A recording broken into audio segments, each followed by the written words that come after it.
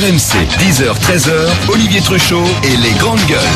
Avec aujourd'hui Nicolas Dupont-Aignan dans les grandes gueules qui veut nationaliser une de nos banques privées pour prêter de l'argent à ceux qui en ont besoin et notamment les patrons de PME sous un contrôle d'une fondation pour pas reproduire les erreurs du Crédit Lyonnais, mais pour remettre de la concurrence. Proposition donc de Nicolas Dupont-Aignan aujourd'hui dans les grandes gueules. Alors c'est la tradition, vous allez réagir aux déclarations choc de l'actualité.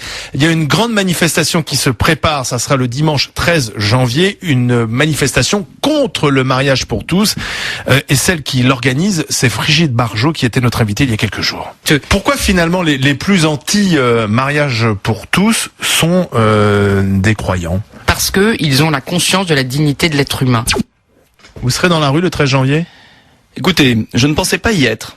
J'ai pas encore décidé définitivement parce que je crois que le monde politique doit se mettre à l'écart. Mais vu que le gouvernement va bien au-delà de ce qui aurait pu être accepté, c'est-à-dire l'union civile en mairie pour les couples homosexuels qui désirent se marier, qui s'aiment, et je n'ai aucune opposition là-dessus. En revanche, le gouvernement va beaucoup trop loin sur l'adoption.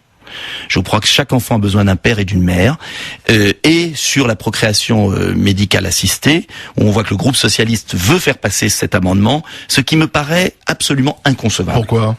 Parce qu'on ne fabrique pas un enfant comme un objet.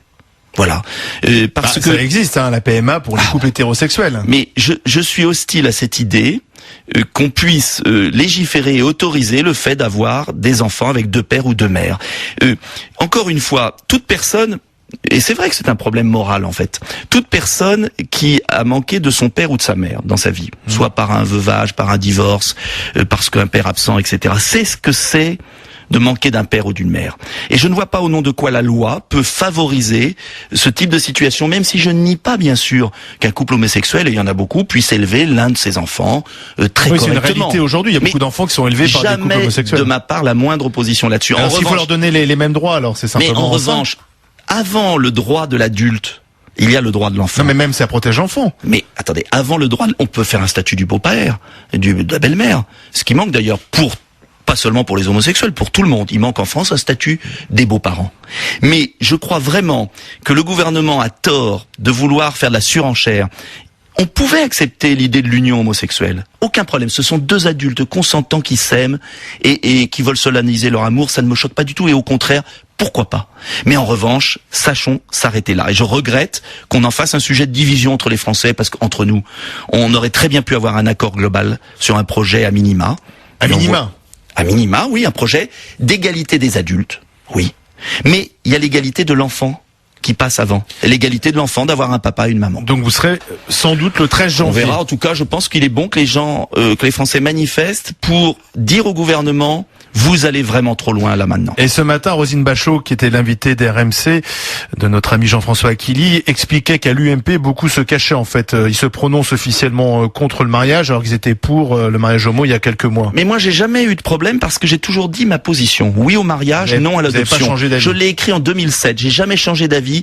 Et je vais vous dire... Est-ce que c'est vrai qu'à l'UMP, il y a de l'hypocrisie? Mais peut-être, j'en sais rien. Partout, il y a de l'hypocrisie. Certains socialistes qui utilisent ça pour faire oublier leurs échecs économiques, qui se croient modernes. Mais quand même, on est quand même un pays curieux entre nous. On se déchire là-dessus, alors qu'on pourrait trouver un compromis.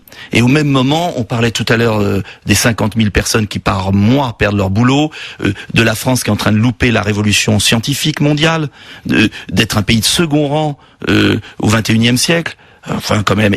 En fait, est-ce que vous croyez pas finalement qu'il y a une sorte de plaisir, de malin plaisir de la classe politique et parfois un peu médiatique, n'en voulez pas, à sortir des sujets où ils font semblant de s'opposer, droite-gauche, alors qu'en fait, ils ont abandonné sur le plan économique et social.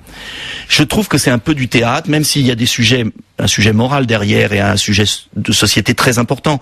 Mais il y a un peu de théâtre politicien, alors qu'on pourrait s'entendre sur un projet à minima.